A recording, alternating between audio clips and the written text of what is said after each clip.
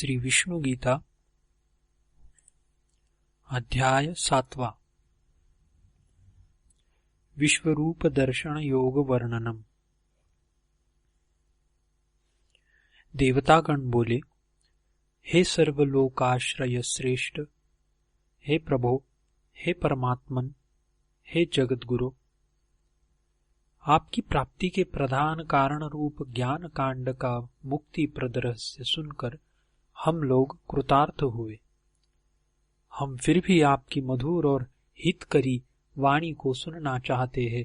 हे प्रभो, किस रूप में आप ज्ञानदाता को चिंतन करने से हम लोग हर समय आपको प्राप्त करने में समर्थ होंगे।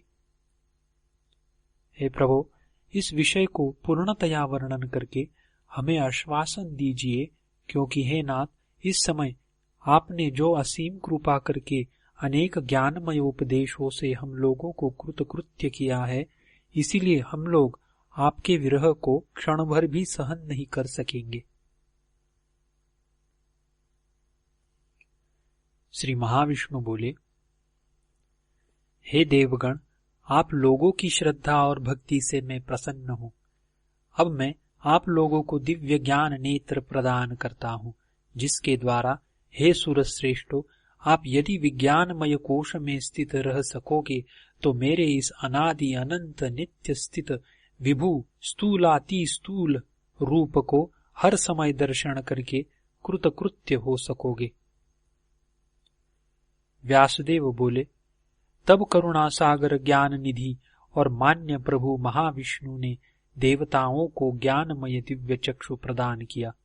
तब वे सब देवगण स्थिर गात्र और स्थिर नेत्र होकर समाधिस्थ और विशेष विस्मित होते हुए जीवों के मन वचन और बुद्धि से अतीत उस अद्भुत विराट रूप का दर्शन करते हुए स्तुति करने लगे।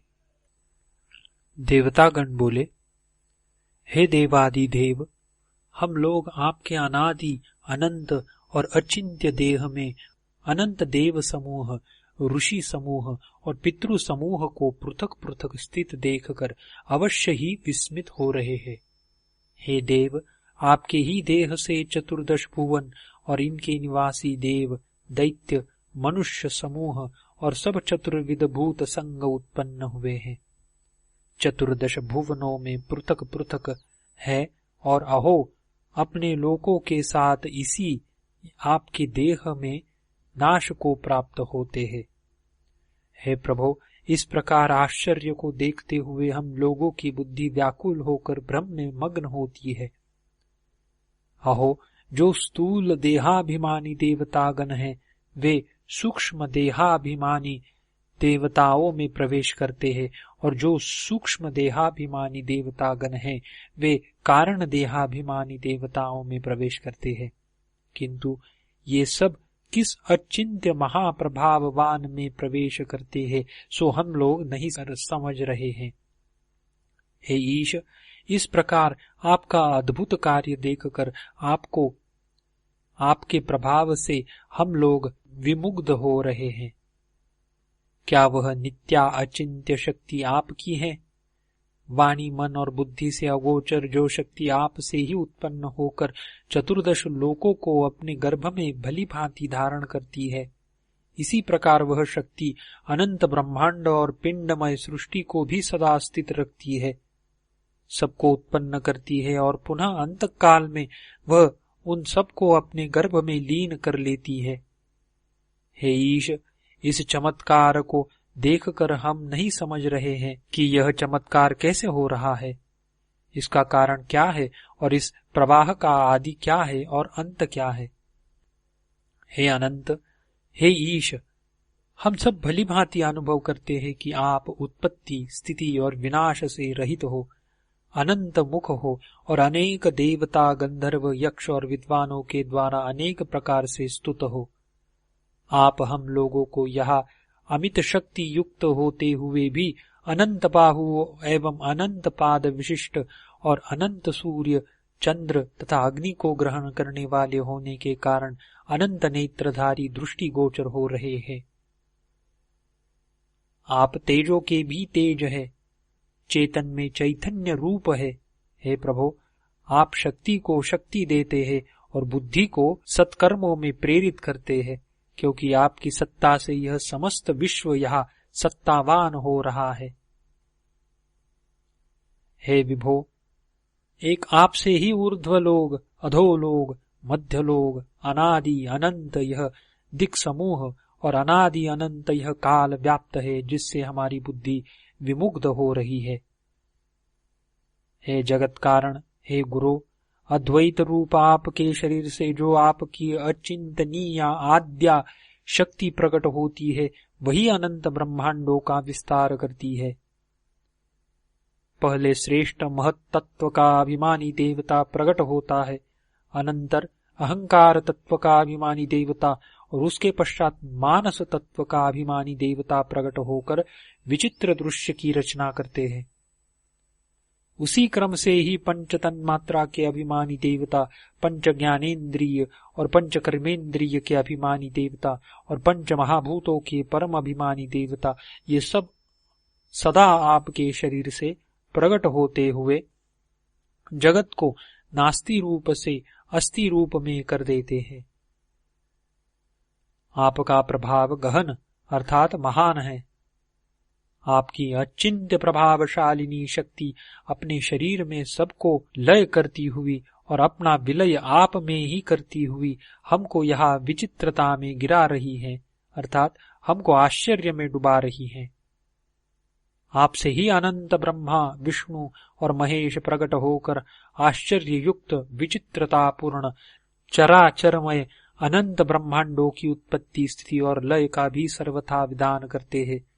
हे प्रभो, जैसे कोई बालक धूलि का घर बनाते हैं, कोई उसकी रक्षा करते हैं और अन्य कोई उसको नष्ट कर देते हैं, उसी तरह हम निश्चय इस समय आपके शरीर में ब्रह्मांडों की उत्पत्ति, स्थिति और लय के विषय को देख रहे हैं। 11 रुद्रगण, 12 आदित्यगण, 8 वसुदेवतागण, इंद्र, प्रजापति, विश्वे देवा, वायु, ये सब असंख्य देवगण, अनंत ऋषि एवं पितृगण और अनंत असुरगण सभी आपके शरीर से प्रकट होकर आपको जानने के लिए अनेक प्रकार से यत्न करते हैं, परंतु वे पार नहीं पाते हैं। इसीलिए आपकी माया से विमुग्ध होकर वे फिर भी जाकर आप ही के शरीर में प्रवेश कर जाते हैं। अहो, आप ही कारणों के कारण हैं, आप ही अक्षर यानी अविनाशी पर ब्रह्म है और एक आप ही जानने के योग्य है। एक आप ही विश्व समूह के आश्रय स्थान और परम रक्षा स्थान है। इस बात को प्रसिद्ध पंडित गण जानते हैं। आप विकार रहित है, सनातन धर्म के रक्षक है और आप सनातन पुरुष है, यह हमारा मत है। हे प्रभो, आपके अति तेजोमय आदिहीन अनंत होने पर भी एक अनेक वर्ण, अचिंत्य, अवितर्क्य, अगणित अवयवों से पूर्ण, विस्मयकर और दैदीप्यमान विराट शरीर को देखते हुए हम विस्मित हो रहे हैं। हे जगन निवास, हे देवेश, इस आपके विराट शरीर में उन अगणित लोगों को देखकर हम धृति का लाभ नहीं कर रहे हैं। इसीलिए आप प्रसन्न हो।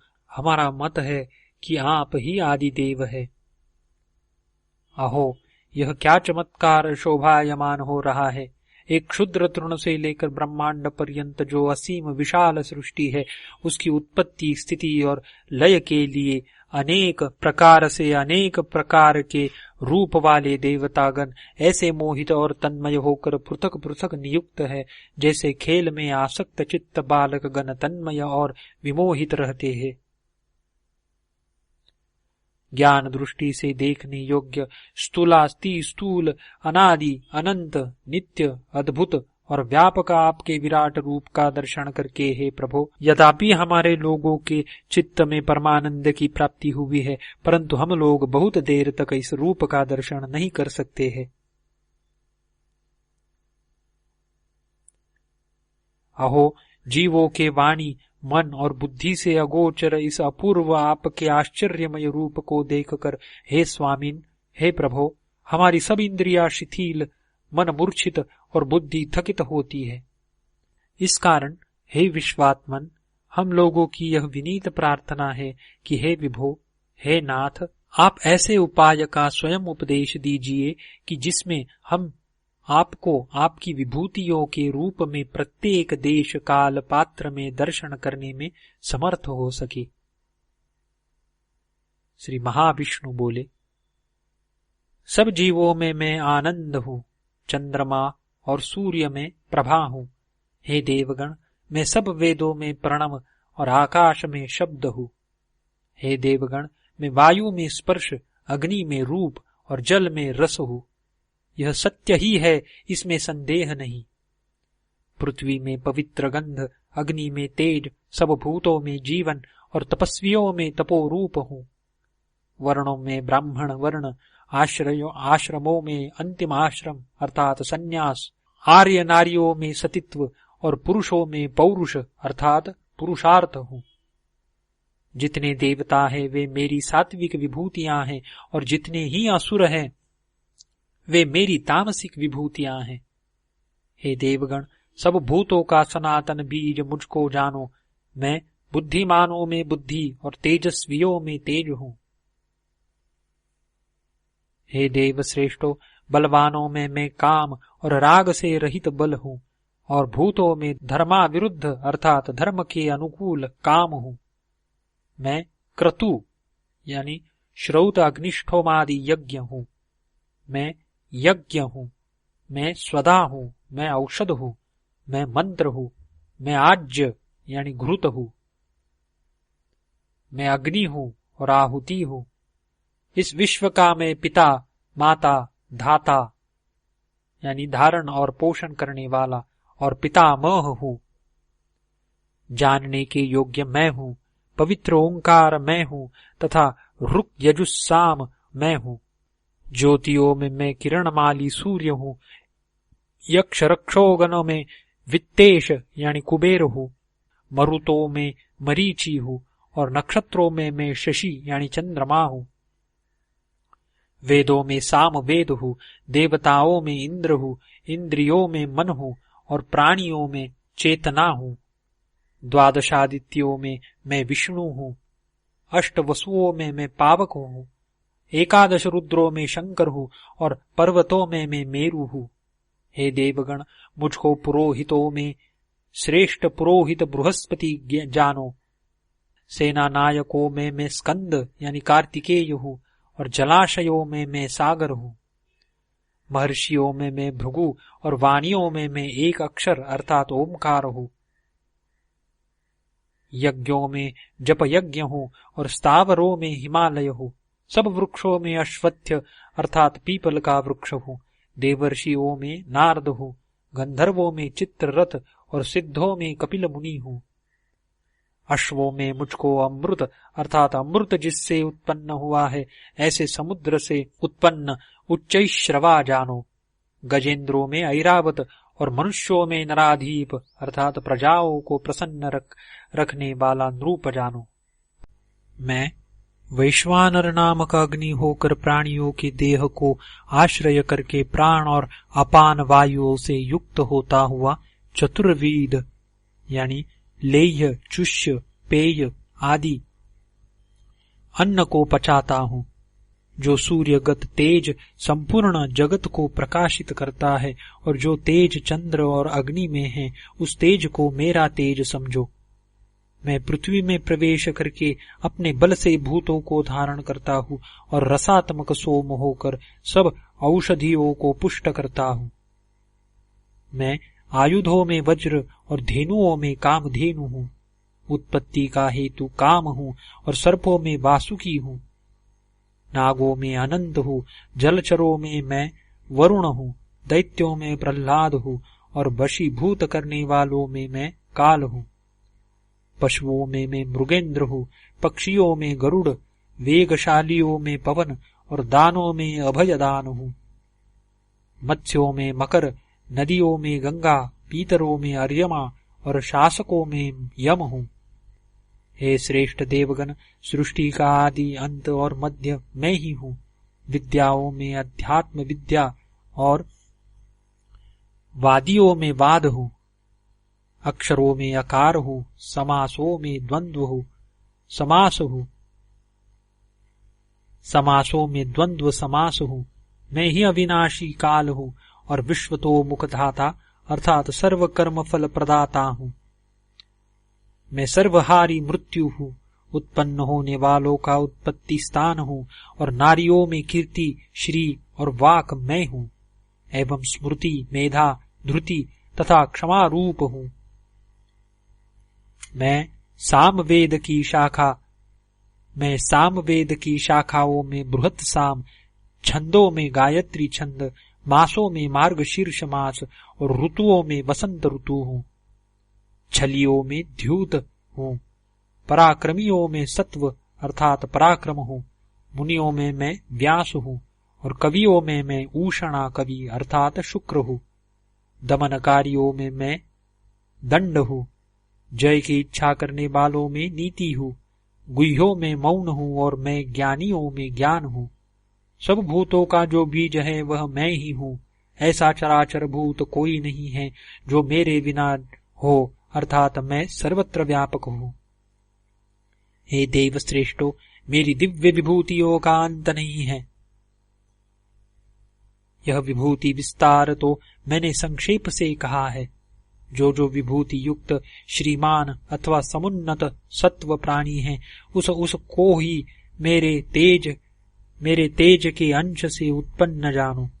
अथवा हे अमर गण, आप लोगों को इसके बहुत जानने से क्या, मैं एक अंश से इस संपूर्ण जगत को धारण करके बैठा हूँ। हे देवगण, मैं सब प्राणियों के अंतःकरण में स्थित आत्मा हूँ और मैं ही प्राणियों का आदि अंत तथा मध्य भी हूँ।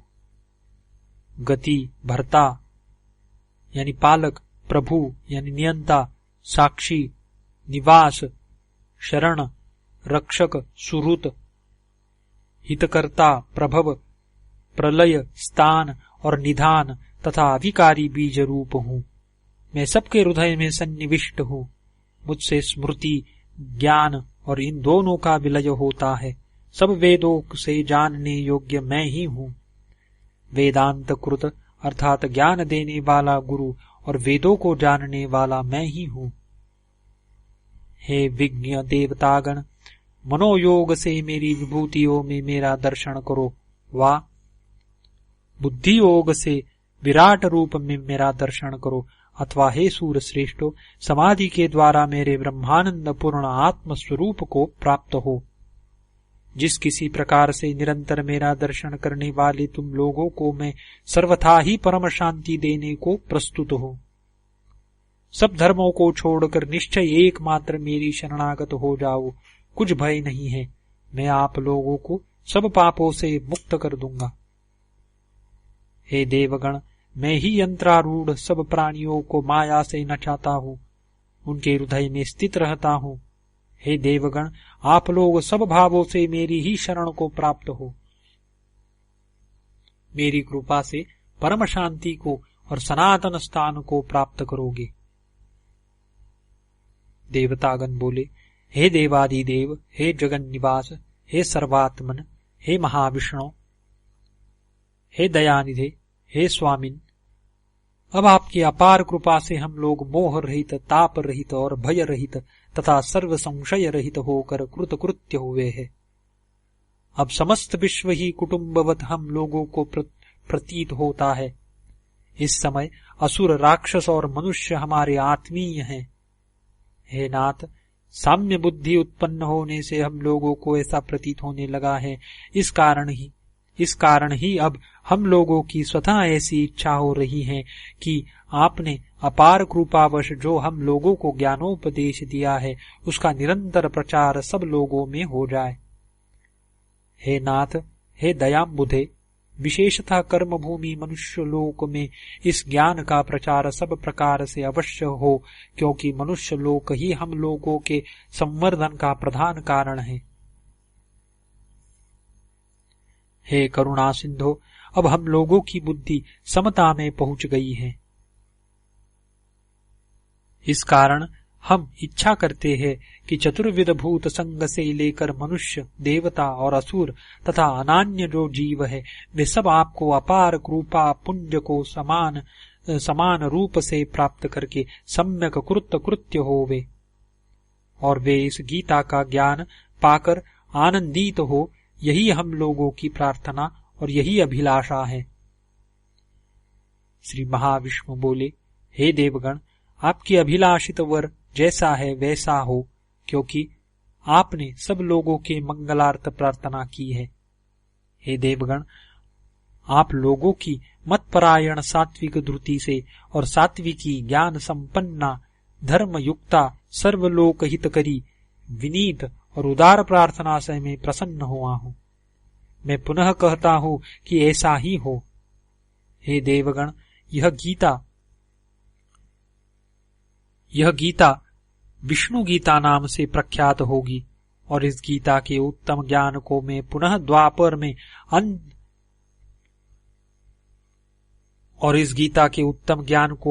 द्वापर के अंत में मनुष्यलोक में कृष्ण रूप से अवतीर्ण होकर प्रचारित करके आपकी शुभ कामनाओं को पूर्ण करूंगा।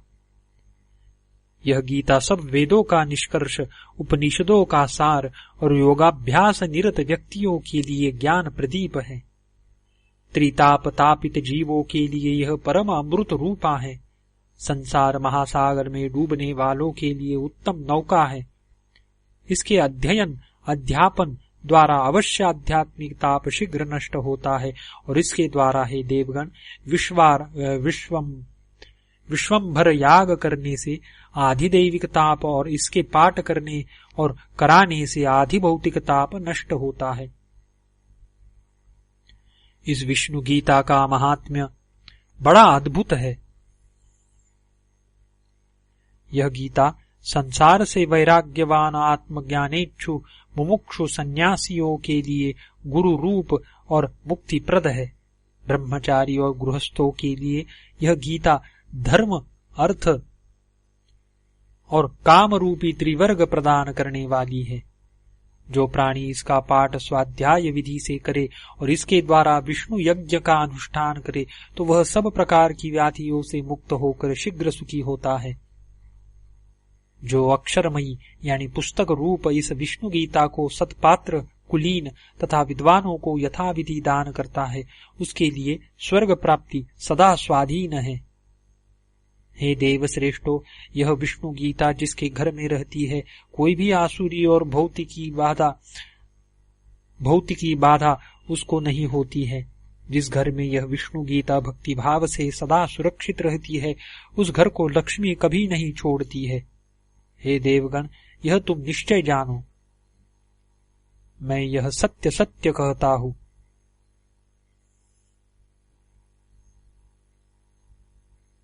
जो आस्तिक, गुरु भक्त और देवताओं में श्रद्धालु है, जिसका शास्त्रों में दृढ़ विश्वास है, जो पवित्र आत्मा महामना है और जो अन्य धर्म संप्रदायों से कभी द्वेष नहीं करता है एवं जो परमोदार है, केवल वही इस उपनिषदमयी विष्णु गीता का अधिकारी हो सकता है। इस विष्णु गीता के प्रचार से संसार में अवश्य शांति होगी।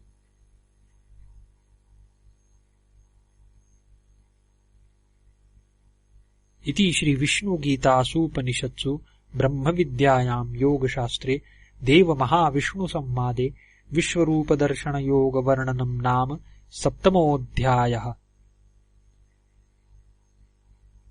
इति श्री विष्णु गीता समाप्तः। हरिः ओम तत्सत् श्री कृष्णार्पणमस्तु।